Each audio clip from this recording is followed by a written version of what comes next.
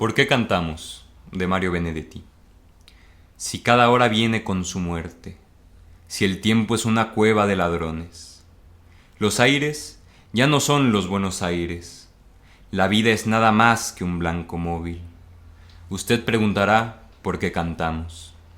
Si nuestros bravos quedan sin abrazo, la patria se nos muere de tristeza y el corazón del hombre se hace añicos, antes que aún explote la vergüenza. Usted preguntará por qué cantamos.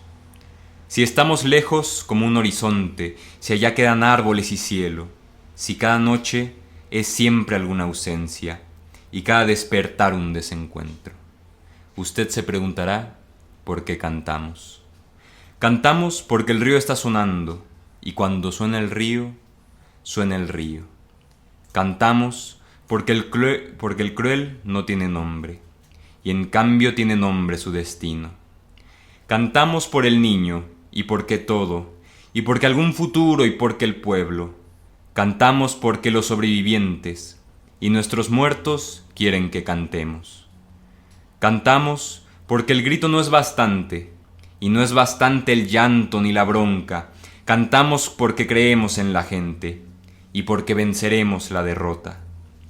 Cantamos porque el sol nos reconoce, y porque el campo huele a primavera, y porque este tallo en aquel fruto, cada pregunta tiene su respuesta. Cantamos porque llueve sobre el surco, y somos militantes de la vida, y porque no podemos ni queremos dejar que la canción se haga ceniza. Muy buenas noches, estamos en un programa más de Ecos para el Diluvio Cotidiano, aquí en Radio Tepoztlán. Les recuerdo que nos pueden escuchar en la 92.3 FM o en radiotepoztlán.org, todo junto. Y el día de hoy, a diferencia de programas anteriores, hemos decidido hablar de un tema en general. Ya hemos hablado de Ramón López Velarde, de Elena Garro y de otros tantos escritores.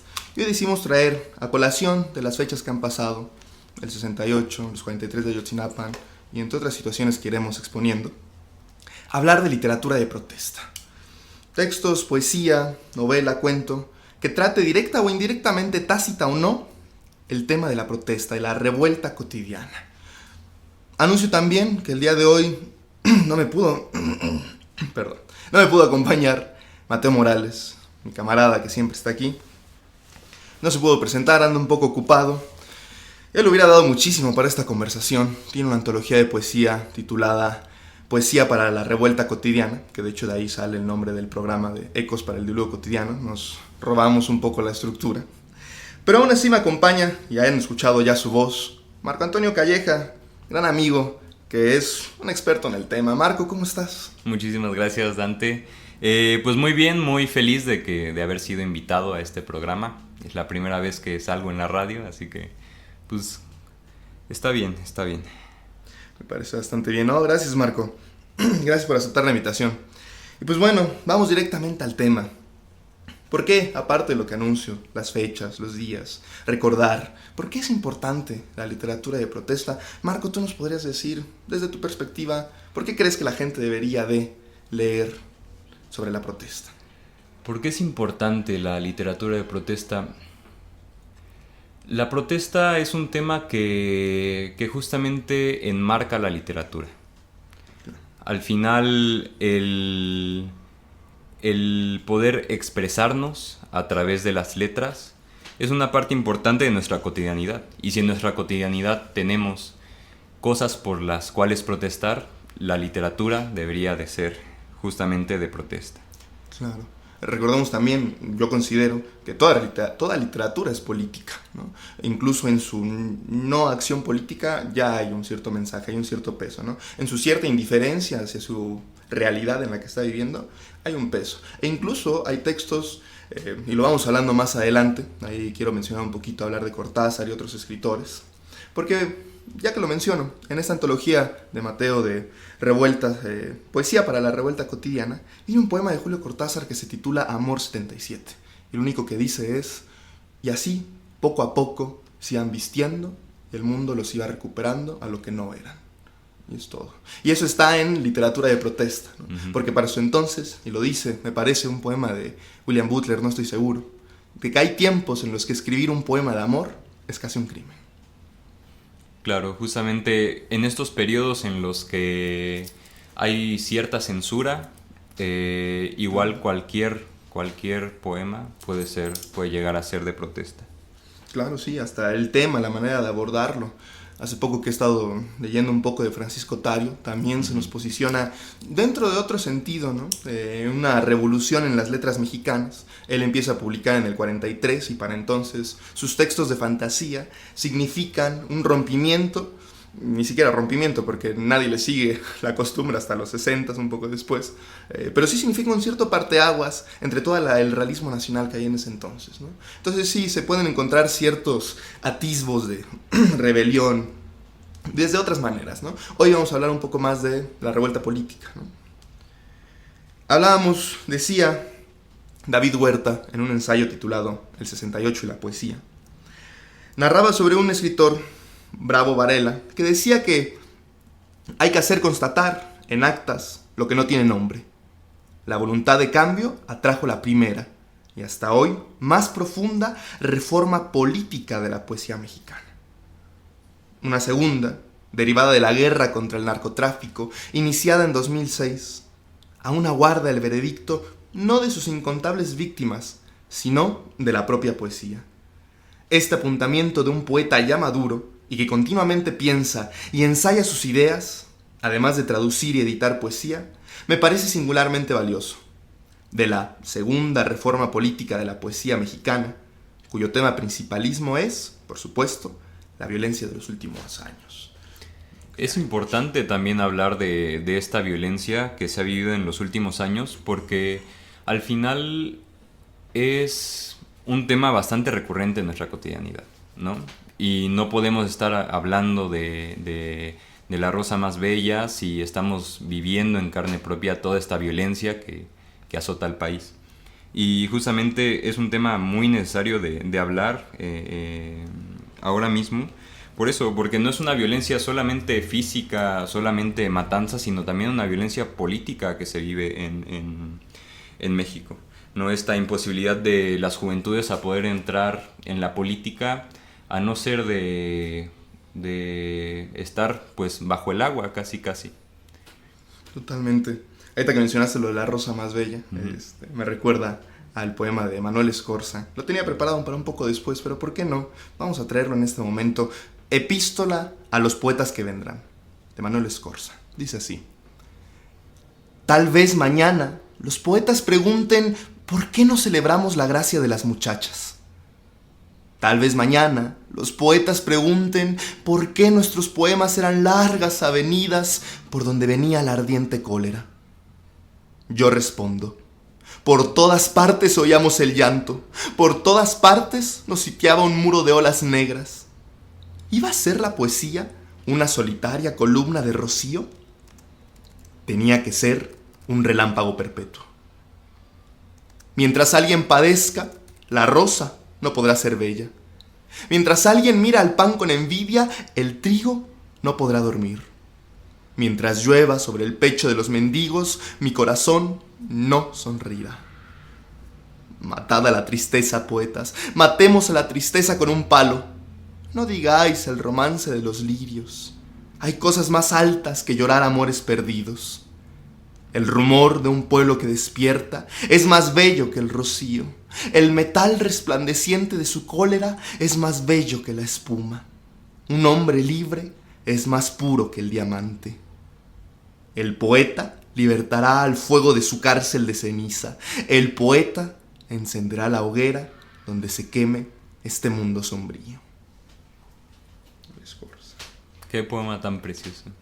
Y además toda la carga política que tiene, ¿no? También esto de que no podremos estar bien, no podremos dormir el sueño de los justos si no somos justos. Claro, sí. Esta misma frase que comentaste un momento, ¿no? En tiempos en donde escribir un poema de amor es casi un crimen, se me olvidó añadir, continuaba diciendo, por todas las cosas que ignora, ¿no? Uh-huh. Es casi un crimen por todas las cosas que ignora. Y claro, ¿no? Aquí lo dice bien. Creo que hay una contraposición, y de esto me gustaría hablar en el siguiente bloque del programa, entre la belleza y la política, ¿no? Porque me gusta mucho este poema de Manuel Escorza, lo he leído incontables veces, pero sí hay ahí, no sé, tampoco hay que olvidarnos del rocío de la rosa, ¿no? Claro, no hay que solo hablar de eso como si nada estuviera pasando, ¿no? Pero bueno, ahí hay otro debate que más adelante vamos a profundizar, ¿no?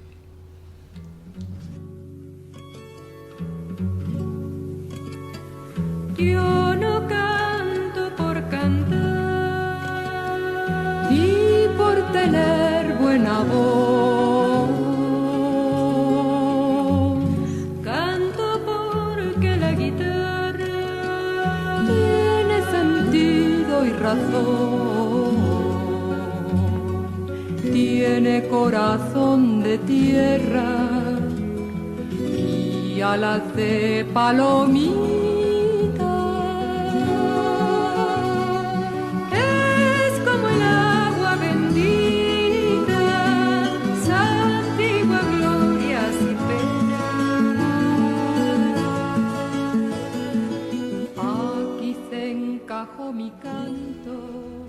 Bueno, pues vamos concluyendo esta primera pausa con otros dos textos.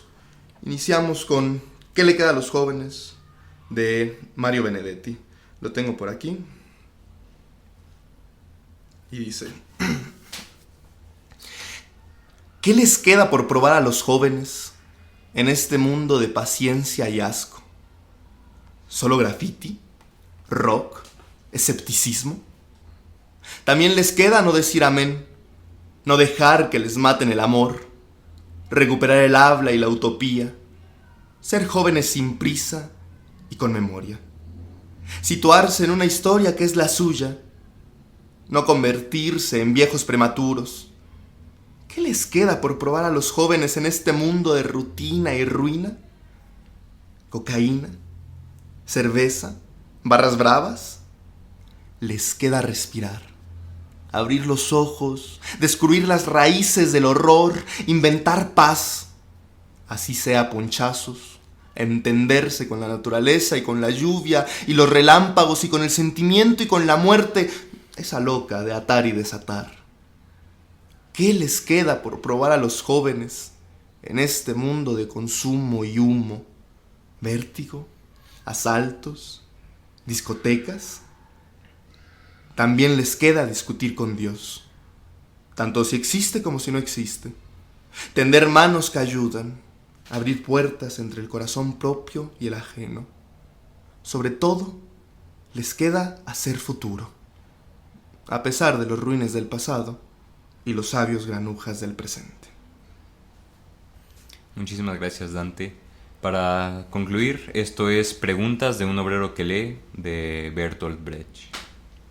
¿Quién construyó Tebas, la de las 7 puertas? En los libros se mencionan los nombres de los reyes. ¿Acaso los reyes acarrearon las piedras? Y Babilonia, tantas veces destruida, ¿quién las construyó otras tantas? En las casas de Lima, la resplandeciente de oro, ¿vivían los albañiles? ¿A dónde fueron sus constructores la noche que terminaron la muralla china? Roma la Magna está llena de arcos de triunfo. ¿Quién los construyó? ¿A quiénes vencieron los césares? Bizancio, tan loada, ¿acaso solo tenía palacios para sus habitantes? Hasta en la legendaria Atlántida, la noche que fue devorada por el mar, los que se ahogaban clamaban llamando a sus esclavos. El joven Alejandro conquistó la India. ¿Él solo? César venció a los galos. ¿No lo acompañaba siquiera un cocinero? Felipe de España lloró cuando se hundió su flota. ¿Nadie más lloraría? Federico II venció en la guerra de los 7 años. ¿Quién más venció? Cada página una victoria. ¿Quién guisó el banquete del triunfo? Cada década un gran personaje. ¿Quién pagaba los gastos? A tantas historias, tantas preguntas. Esto es Si el aire, un poema de José Revueltas. Si el aire no tuviera sangre, si el agua del océano fuera pura, y no trajera jóvenes despedazados, Si las playas fueran limpias, serenas, y en ellas no la muerte, sino el amor golpeara. Enloquecidos pájaros del viento, han llegado hasta aquí para no alejarse nunca. Todo mundo nos está gritando en el filo mismo de la historia, en la frente escupida de las cosas que existen. Hay que saber irrevocablemente de nuestra eterna eternidad, más que la hormiga, más que el siglo y que el arado, más que las lenguas del tiempo y el caer de los hombres, durarán nuestras manos de huesos y agonía. Saben ya los roncos pájaros de nuestras lágrimas despiertas, lágrimas sonando tercamente sobre los tercos tambores que anidan en el fondo. Y nuestro par de rotos corazones vivos, nuestro par de ojos que ven cuando se cierran, se habrá unido ya al rumor de los brazos, eternos como piedras duros y amorosos y tristes. Mi pobre corazón es inútil para toda tristeza. Dejo de sufrir a cualquier hora. Cuando todos lloran, cuentas vivas de cal, granos amargos. Se pueden hacer versos que sean un grito solo. Se pueden cantar canciones con los labios mudos. Hay que llorar por todos nosotros, y no he llorado todavía. Hablad, mirtos de hierro y desventura, junto a los niños. Hay niños, hay hermanos vivos y destruidos con el alma quebrada y una luz en la frente. Si mi pobre corazón no fuera tan pequeño y pudiera tener una gran casa abrigada y una dulce, larga superficie de trigo y sollozos. Si mis labios fueran agua, manos y peces soñadores, y no tristes vocablos y silencio. He llorado todo esto yo, pero oíd que no he derramado una sola lágrima todavía. Duraremos duramente más que la larva, más que el espanto, porque somos eternos y condenados. Somos de tierra y de tierra de la tierra. Nuestros hermanos quebrados, más puros que Jesús, más olvidados, quedan gritando con los pájaros del viento. Porque el aire tiene sangre y el agua del océano es impura, y en las playas solo la muerte golpea.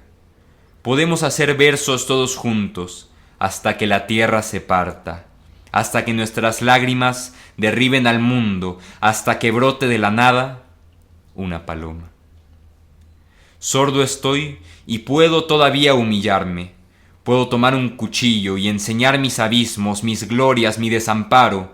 Podemos, para llover el cielo, virtuosamente limpios, desnudos y dispuestos.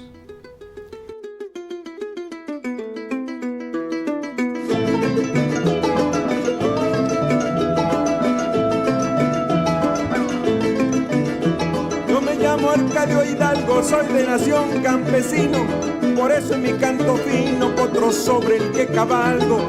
Ay, quiero decirles algo en reventando este son, quiero decir con razón la injusticia que padezco y que es lo que no merezco, causa de la explotación.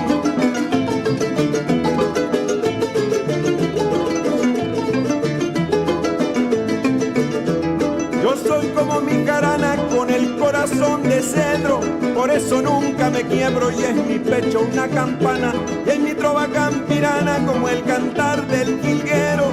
Por eso soy jaranero y afino bien mi garganta y mi corazón levanta un viento sobre el potrero.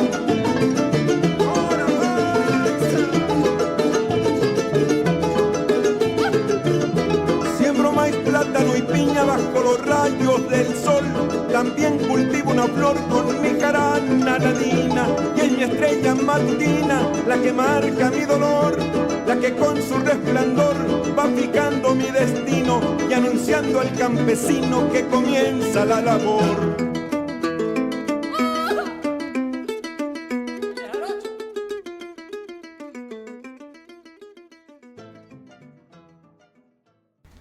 Y estamos de regreso en Radio Tepoztlán, un programa más de Ecos para el Diluvio Cotidiano.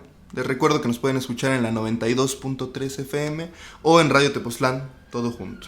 Y hoy estamos hablando de literatura de protesta, textos de protesta. Muchísimas gracias por la lectura, un gran poema, José Revueltas.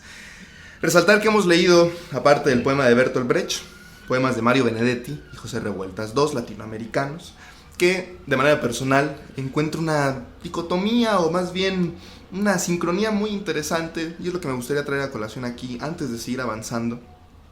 La dicotomía entre la belleza y la revolución, porque tanto José Revueltas como Mario Benedetti, un escritor mexicano, Revueltas nació en el 14, Benedetti de la generación del 45, del Uruguay, tienen escritos propiamente románticos, aunque en Revueltas pareciera raro, pero tiene poemas que son románticos, claro, casi eróticos, y el resto de su literatura pareciera meramente de protesta, ¿no? Y con Benedetti, un poco al contrario, ¿no? O sea, es muy famosa la imagen de Benedetti siendo el más romántico, acá el rogón casi, y tiene mucha poesía de protesta, quizá para algunos poco conocida, pero muy, muy interesante, que aquí ya hemos leído algunos, ¿no? Sí, claro, tanto José Revueltas como Mario Benedetti eran unos románticos, ¿no? Igual como puede parecer raro en José Revueltas, porque es muy conocido por sus textos políticos, no solo por los poemas, sino también por las novelas y ensayos, que tiene justamente unos poemas de amor, pero bellísimos, bellísimos, bellísimos, que pone en ellos muchísimo del corazón. Y justamente es un corazón que late revolucionariamente. Y es algo, justamente el tema de aquí es que este sentimiento de revolución, este ímpetu revolucionario, se da a partir del amor hacia algo. El amor hacia las cosas que te rodean, el amor hacia las personas que quieres y para poder cambiar la realidad que te enmarca, ¿no? Claro, sí, el verdaderamente revolucionario es verdaderamente romántico, ¿no? Y en este sentido también del lirismo de José Revueltas, que a mí me sorprendió cuando no había leído nada de él, y lo tenía tal como tú mencionas como el poeta político, y tú agarras los días terrenales, lees las primeras páginas y dices, estoy leyendo un poema, Dios mío, ¿no? Claro. Y constantemente tiene un lirismo en sus cuentos, Los días en la tierra, se puede ver, Dios en la tierra, perdón, se puede ver ahí también muy bien cómo maneja José Revueltas ese lirismo y también esa profundidad filosófica que tenía, ¿no? Un hombre muy íntegro en ese sentido, pero que bueno, que viene acompañado con esta dicotomía y que pareciera muy común en Latinoamérica. Me atrevería yo a decir incluso que pareciera que hay hechos comunes en la historia, no solo en el carácter de los escritores latinoamericanos, sino en la misma historia de cada uno de los países. Parecen compartir muchos hechos comunes que otros tantos escritores han cuestionado por la idea de una literatura latinoamericana. Me gustaría traer a colación para introducir este tema en el prólogo de Poesía en Movimiento, antología hecha por Octavio Paz, José Emilio Pacheco, Homero Aridgis. Octavio Paz, el esposo de Elena Garro, en el prólogo. El esposo de Elena Garro, exactamente. En el prólogo inicia preguntándose por cuál es la esencia de una literatura latinoamericana. En todo caso, si se puede enmarcar una literatura nacional de algún lado. Porque dice él, y lo hablábamos en el programa pasado, de hecho, que Ramón López Velarde, según Octavio Paz, tiene mucha similitud con el argentino Leopoldo Lugones. Y Lugones, a su vez, tiene mucha similitud con Lafrage. No repetiré esto, pero me gusta traerlo acá, porque ¿cuál es entonces la esencia de la poesía latinoamericana, de la literatura latinoamericana? Y hablábamos en la pausa anterior de este textito de David Huerta que decía que pareciera una segunda reforma de la poesía, de la literatura, en donde se vuelve estrictamente política, ¿no? En donde incluso lo político ya es algo muy característico de la poesía y la literatura que se gesta en Latinoamérica hoy en día, ¿no? Y para eso pues me gustaría traer a colación directamente y después volver un poco con esto de la belleza, que quedaron cosas que decir ahí, un poema de Rodrigo Balán, para que vean lo contundente que puede llegar a ser un poeta latinoamericano. Rodrigo Balán, en su libro, el libro centroamericano de los muertos, uno de los poemas dice: levanta, comando a 8 migrantes. Un comando levantó a 8 migrantes centroamericanos, 3 hombres y 5 mujeres, cuando rezaban en un templo de la ranchería Bonavista del municipio de Macuzapán, a 80 kilómetros al sur de Villahermosa, Tabasco, confirmó la policía local. Levantar, privación ilegal de la libertad. Solemos usar en el lenguaje noticioso levantar y palabras derivadas para referirnos al delito de privar a una persona de la libertad ilegalmente. Levantan a hombre, regresa herido. El Norte, noviembre 11, 2013. O graban levantón, AM, octubre 18, 2013. Levantar a alguien significa en ciertos contextos recogerlo, pasar por él. En su acepción, hoy generalizada mediáticamente, tal vez dicha expresión provenga del argot delincuencial o policial que la acuñó para disimular la retención, secuestro o detención ilegal o arbitraria de personas, con frecuencia seguida de secuestro, tortura, asesinato o desaparición. Levantar también se refiere a una detención arbitraria, es decir, cometida por un servidor o funcionario público. Oración del migrante. No quiero levantarme, padre. No me levantes, madre. Prefiero caer en los filosos y amorosos brazos de la bestia. Nadie quiere ser levantado, madre. Nadie quiere ser levantado, padre. Me levantabas para ir al colegio, padre. Me levantabas para ir a jugar, madre. Me levantaba del sueño la caricia de tus manos, madre. Me levantaban de la mesa tus palabras, padre. Y yo levantaba la cara hacia el sol. Una vez levantados íbamos a la milpa, íbamos al bosque, a los yerbajes del tiempo. Pero aquí, en Tenosique, padre, otros me han levantado, madre, con humillaciones, con torturas, con violaciones, con masacre. Me han levantado más temprano y más tarde que usted, madre, y para siempre, padre. No quiero ya que me levanten. Nunca levantarme, que nadie más me levante. Las sábanas que cubren mi rostro no son blancas, están teñidas de sangre. Llévense mi cuerpo en andas hasta Honduras, llévense mis lágrimas, mi cuerpo a lomo de ataúd. Llévense mis huesos negros y entiérrenlos en Tegus. No quiero que vuelvan a levantarme, padre. No quiero que regresen a levantarme, madre. No quiero ser levantado. Díganles que no estoy. Nunca me levantes, padre. Nunca me levantes, madre. Declaro que mi amor a Centroamérica muere conmigo. Francisco Morazán. Y Dios también estaba en el exilio, migrando sin término, viajaba montado en la bestia y no había sufrido crucifixión, sino mutilación de piernas, brazos, mudo y cenizo todo él, mientras caía en cruz desde lo alto de los cielos, arrojado por los malandros desde las negras nubes del tren, desde góndolas y vagones laberínticos, sin fin, y vi claro cómo sus costillas eran atravesadas por la lanza circular de los coyotes, por la culata de los policías, por la bayoneta de los militares, por la lengua de la extorsión, de los narcos, y era su sufrimiento tan grande como el de todos los migrantes juntos. Es decir, el dolor de cualquiera. Antes, mientras él, en Centroamérica, esa pequeña Belén hundida en la esquina rota del mundo, nos decía en su sermón del domingo, mientras bautizaba a los desterrados, a los expatriados, a los sin tierra, a los pobres, en las aguas del agonizante río Lempa. Él, el que quiera seguirme a Estados Unidos, que deje a su familia y abandone las maras, la violencia, el hambre, la miseria, que olvide los infames caciques y oligarcas de Centroamérica y sígame. Y aún mientras caía, aún antes de las mutilaciones, antes de que lo llevaran al forense hecho pedazos para ser enterrado en una fosa común como a cualquier otro centroamericano, como a los cientos de migrantes que cada año mueren asesinados en México, mientras caía con los brazos y las piernas en forma de cruz, las cuadrigas de acero y los caballos de óxido de la bestia, antes de que su bendita sangre tiñera las varias coronas de espinas que ruedan sobre los rieles clavados con huesos, a la espalda del imperio mexica. El Señor recordó en visiones a su discípulo Francisco Morazán y le dio un beso en la mejilla. Y tomó un puñado de tierra centroamericana y ungió con ella su corazón y su lengua. Y recordó que Morazán le preguntó una vez, mientras yacían bajo la sombra de una ceiba, aquella en la que había hecho el milagro de multiplicar el aguardiente y las tortillas: Maestro, ¿qué debemos hacer si nos detienen y nos deportan?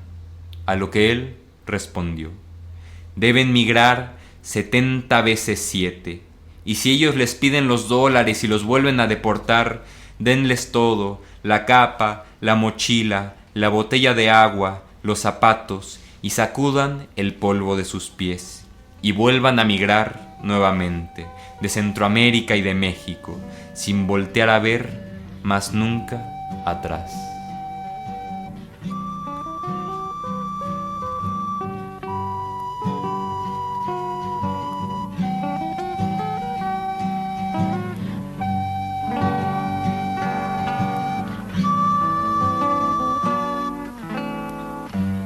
Óyeme tú, guerrillero del amor, tu padre y hermanos ya no están.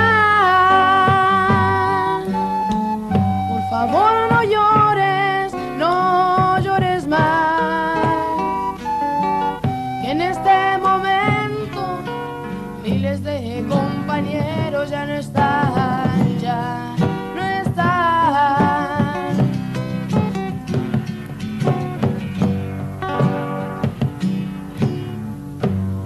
Prepárate, es el momento de luchar. Gritos y bombas se escuchan. Y un niño te dice, sollozando, ayúdame. Y tú le respondes, sí, te ayudaré y lucharé.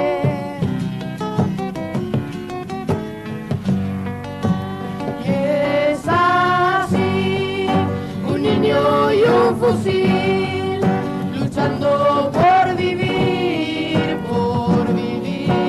es aquel vagabundo maravilloso, un apretón de manos y un adiós que te levanta. Alta traición, de José Emilio Pacheco. No amo mi patria, su fulgor abstracto es inasible, pero, aunque suene mal, daría la vida por 10 lugares suyos, cierta gente, puertos, bosques de pinos, fortalezas, una ciudad deshecha, gris, monstruosa, varias figuras de su historia, montañas y 3 o 4 ríos. En un texto de Diana del Ángel, que se titula Relatos de la Noche, Elena Poniatowska prologa, me gustaría compartirles un poco. Dice: miro el rostro de la niña Diana del Ángel y me pregunto en qué país vivo, en qué país una niña como ella se pone a investigar una muerte y acompañar a una familia entera en el estado de Guerrero, en vez de vivir sus años de estudiante a la sombra de ahuejotes, árboles de chirimoyas, guanábanas y naranjos. ¿Qué país es este, señoras y señores, diputados y senadores, para que una niña tenga que sentarse a escribir no solo sobre el asesinato, sino del desoñamiento? ¿Por qué nadie la llevó a la playa? ¿Por qué nadie le cortó bugambilias? ¿Quién le dijo, siéntate y acuchíllate y escribe sobre estos sucesos atroces que finalmente nos conciernen a todos? ¿Qué diría Elena Garro, quien pasó toda su infancia en Iguala, su vida en los árboles frutales de la casa paterna jugando con su hermana Devaki, al enterarse de que 60 años más tarde, en vez de escribir una ronda de limón partido, dame un abrazo que yo te pido, Diana intentará explicarse el significado de la muerte sin rostro del normalista Julio César Mondragón? Estamos, les recuerdo, en Ecos para el Diluvio Cotidiano en Radio Tepoztlán. Les acabo de leer un fragmento de Procesos de la Noche, un libro casi de crónica que recapitula la búsqueda de, ya lo mencionó, Diana del Ángel, acompañando a una familia en búsqueda de el origen, el cuerpo, ya ni siquiera si está vivo o no, el cuerpo de Julio César Mondragón, uno de los 43 desaparecidos de Ayotzinapa. Esto me parece muy interesante. La reflexión que hace Elena Poniatowska me recuerda mucho algo que comentó un profesor en una clase de filosofía forense que tuve, que se puso a hablar de una técnica que usan madres buscadoras, que van a las playas con jabalinas y empiezan a picar solamente para encontrar un cuerpo, porque ya no les importa si está vivo o no, quieren el cuerpo, aunque sea, ¿no? Un respeto al cuerpo. Ahí entraban otros términos filosóficos muy interesantes. Pero el chiste es que el profesor se detiene en esa explicación, suspira, nos mira a todos y dice: chale, son las 10 de la mañana, debería estar hablando de la belleza de Platón o la metafísica de Aristóteles y no de estos temas. Pero tengo que hablar de estos temas, hay que hablar de estos temas. Es necesario hablar de estos temas. Al final, si es una realidad que estamos viviendo, no podemos apartar la mirada del tema. Y es una realidad que no solo se da en México, sino que nos une como latinoamericanos, ¿no? También este tipo de crímenes tan atroces no solo se han visto en México, sino también en Chile, en la dictadura en el año 73, cuando Salvador Allende le dan un golpe de estado a Salvador Allende. Y ahí es cuando también se empieza a escribir una de las poesías más contundentes que empieza a haber en Latinoamérica. Me gustaría compartirles un poema, igual de Mario Benedetti, titulado Allende. Para matar al hombre de la paz, para golpear su frente limpia de pesadillas, tuvieron que convertirse en pesadilla. Para vencer al hombre de la paz, tuvieron que congregar todos los odios y además los aviones y los tanques. Para abatir al hombre de la paz, tuvieron que bombardearlo, hacerlo llama, porque el hombre de la paz era una fortaleza. Para matar al hombre de la paz, tuvieron que desatar la guerra turbia. Para vencer al hombre de la paz y acallar su voz modesta y taladrante, tuvieron que empujar el terror hasta el abismo y matar más para seguir matando. Para batir al hombre de la paz, tuvieron que asesinarlo muchas veces, porque el hombre de la paz era una fortaleza. Para matar al hombre de la paz, tuvieron que imaginar que era una tropa, una armada, una hueste, una brigada. Tuvieron que creer que era otro ejército. Pero el hombre de la paz era tan solo un pueblo, y tenía en sus manos un fusil y un mandato. Y eran necesarios más tanques, más rencores, más bombas, más aviones, más oprobios, porque el hombre de la paz era una fortaleza.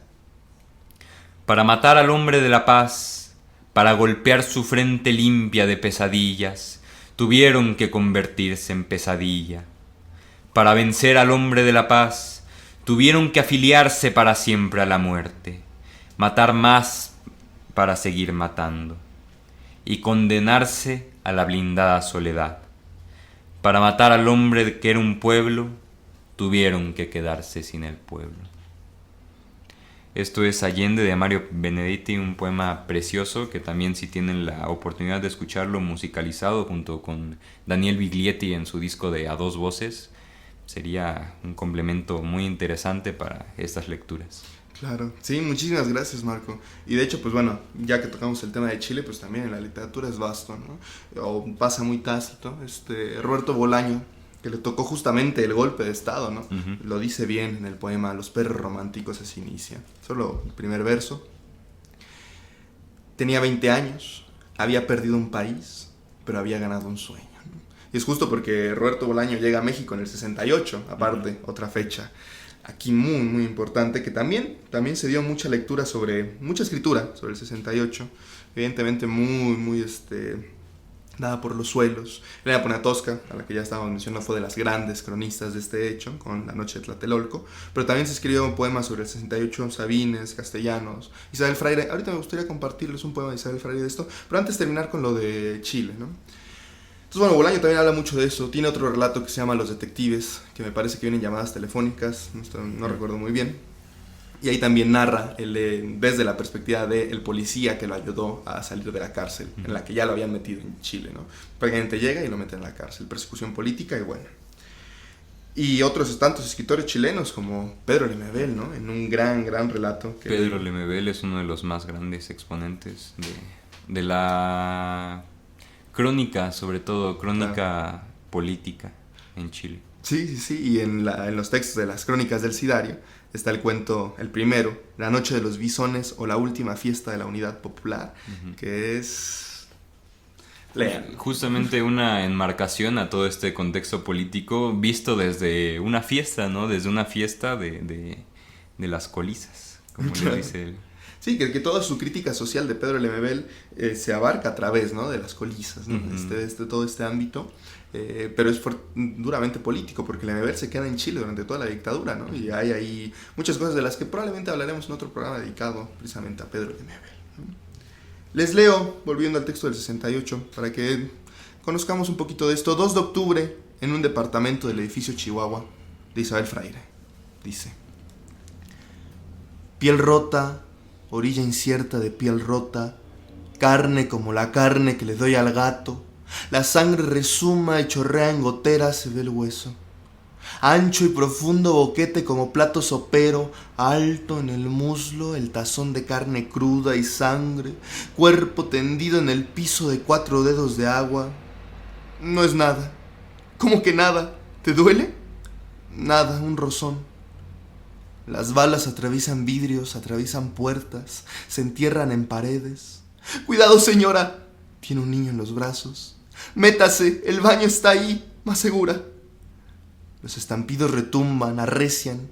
Agáchese, hasta abajo, no se asomen, por Dios. ¿Cómo te sientes? No es nada. La señora con su hijo en brazos gritando. ¿Por qué siguen? ¿Por qué siguen tirando? Dios mío, Santa Virgen, que paren, ya no sigan. Otra vez. Agáchense, bajen la cabeza, dame la mano. Como mala película que no termina nunca.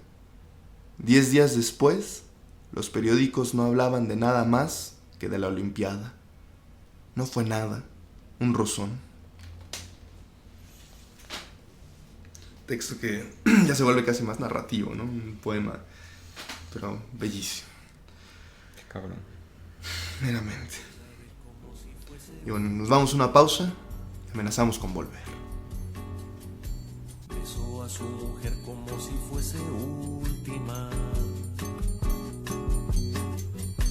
y a cada hijo suyo cual si fuese el único, y atravesó la calle con su paso tímido.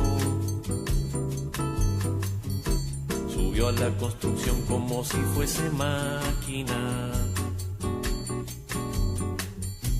alzó en el balcón 4 paredes sólidas, ladrillo con ladrillo en un diseño mágico, sus ojos embotados de cemento y lágrimas. Sentóse a descansar como si fuese sábado, comió su pobre arroz como si fuese un príncipe, bebió y sollozó como si fuese un náufrago, danzó y se rió como si oyese música, y tropezó en el cielo con su paso alcohólico, y flotó por el aire cual si fuese un pájaro, terminó en el suelo como un bulto flácido, agonizó en el medio del paseo público. Murió a contramano entorpeciendo el tránsito.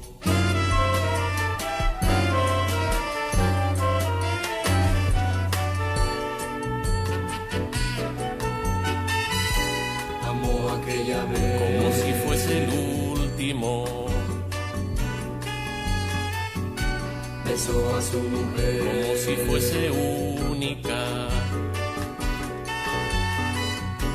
y a cada hijo suyo cual si fuese el pródigo, y atravesó la calle con su paso alcohólico. Subió a la construcción como si fuese sólida, alzó en el balcón 4 paredes. Los Nadies, por Eduardo Galeano.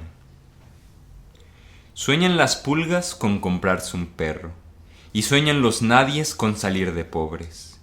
Que algún mágico día llueva de pronto la buena suerte, que llueva cántaros la buena suerte, pero la buena suerte no llueva ayer ni hoy, ni mañana ni nunca, ni en lloviznita cae del cielo la buena suerte, por mucho que los nadies la llamen, y aunque les pique la mano izquierda, o se levanten con el pie derecho, o empiecen el año cambiando de escoba. Los nadies, los hijos de nadie, los dueños de nada.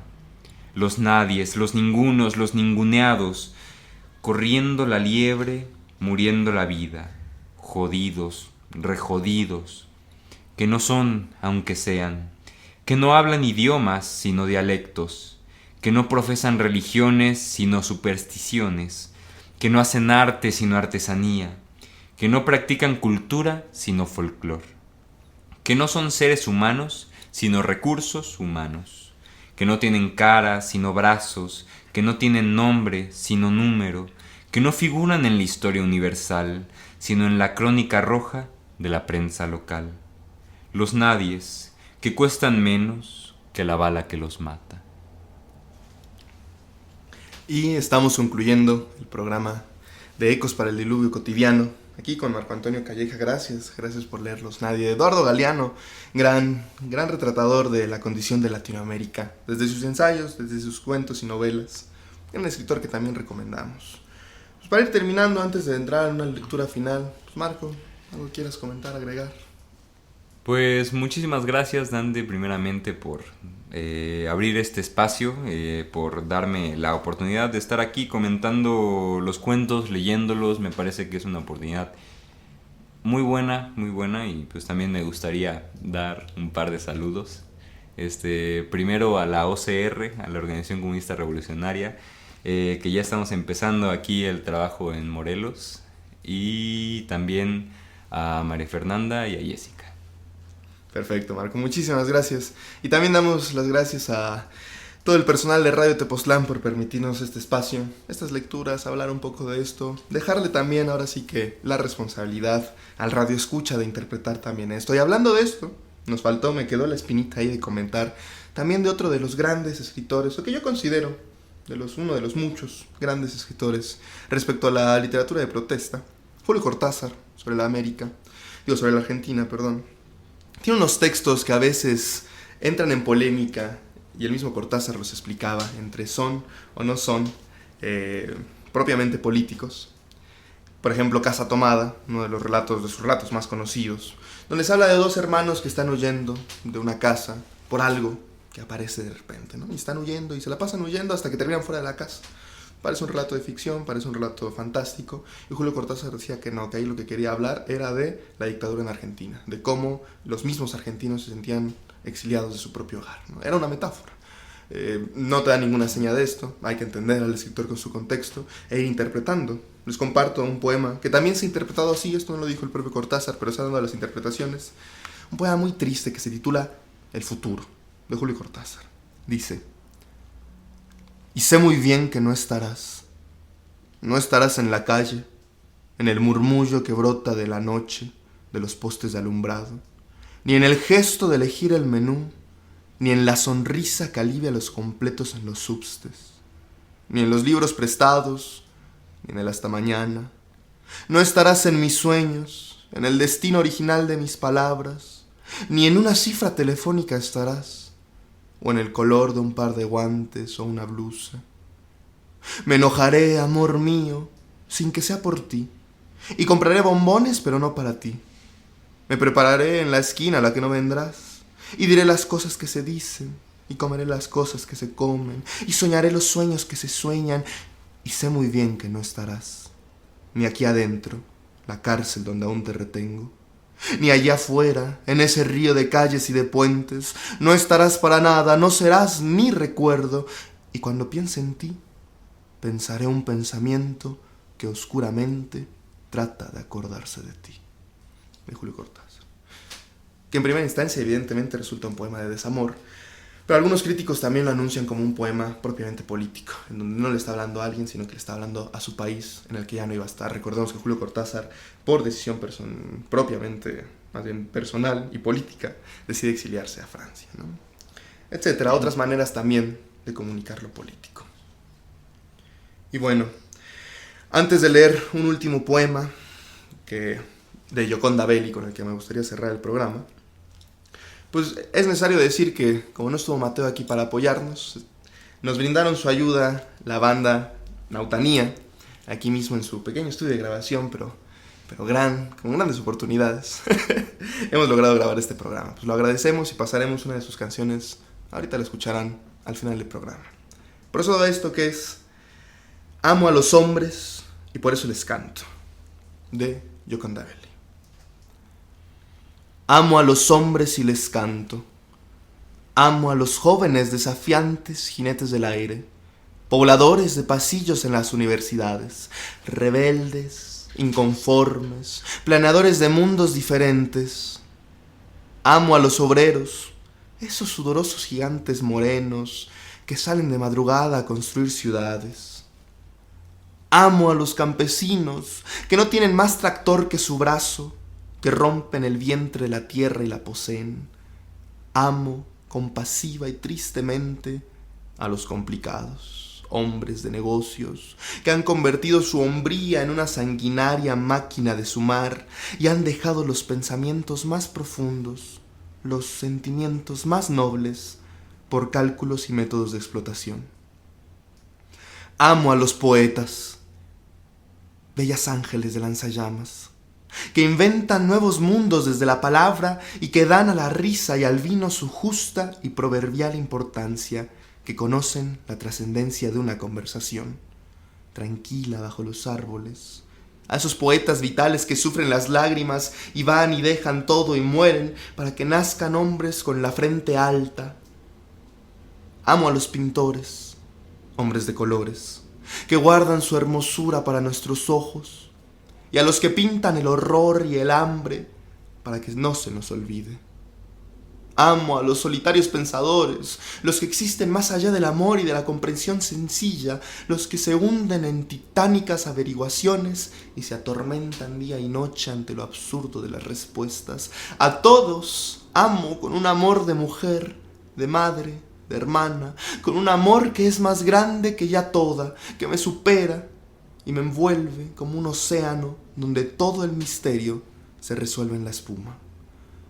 Amo a las mujeres desde su piel que es la mía, a la que se revela y forcejea con la pluma y la voz desenvainadas, a la que se levanta de noche a ver a su hijo que llora, a la que llora por un niño que se ha dormido para siempre, a la que lucha enardecida en las montañas, a la que trabaja, mal pagada, en la ciudad, a la que gorda y contenta canta cuando echa tortillas en la pancita caliente del comal, a la que camina con el peso de un ser en su vientre enorme y fecundo.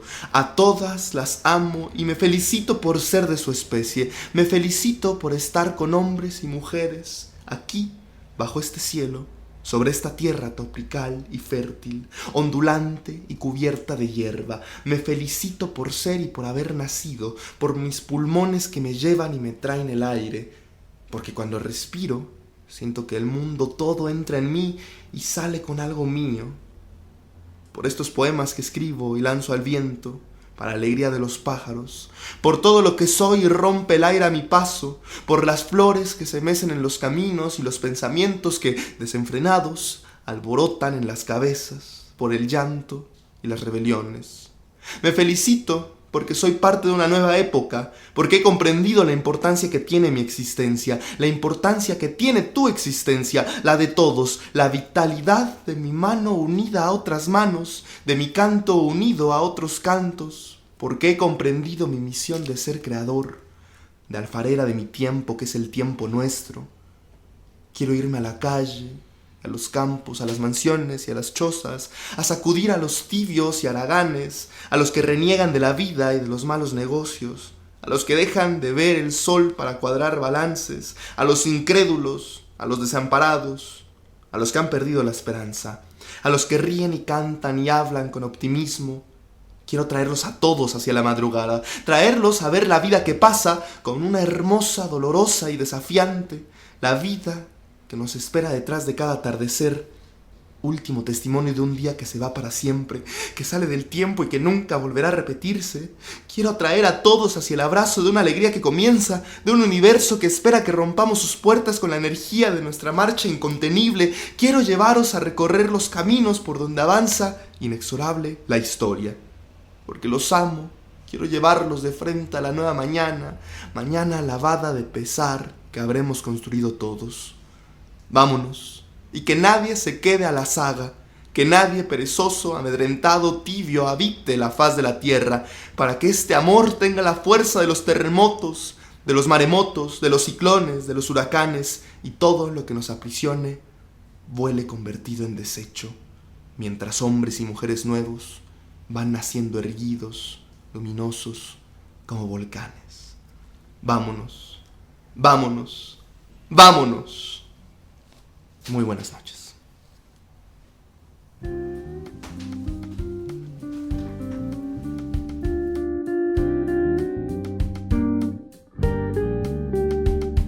Ven y dime otra vez, te amo, y acércame a ti. Llevo 13 días pensando que volverás con flores pa' mí. Ven, prometo olvidar tu ausencia si regresas junto a mí. Quiero ver qué pasa, si a todo digo que sí.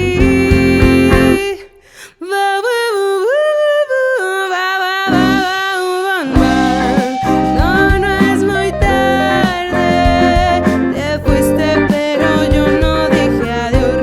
Regresa y dime solo, fui afuera por flores para ti.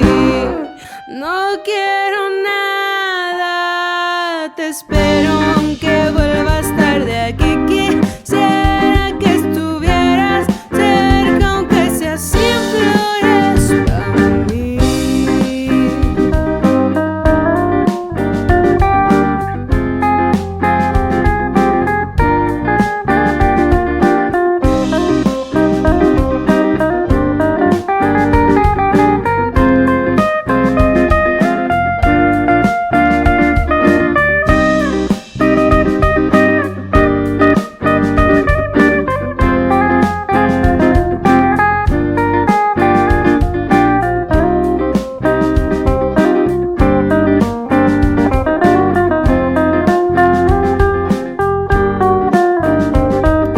Ven y dime otra vez, te amo, y acércame a ti.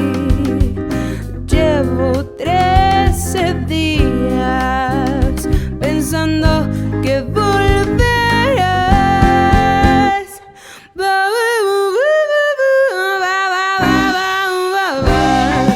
No, no es muy tarde, te fuiste pero yo no dije adiós. Regresa y dime solo, fui afuera por flores para ti.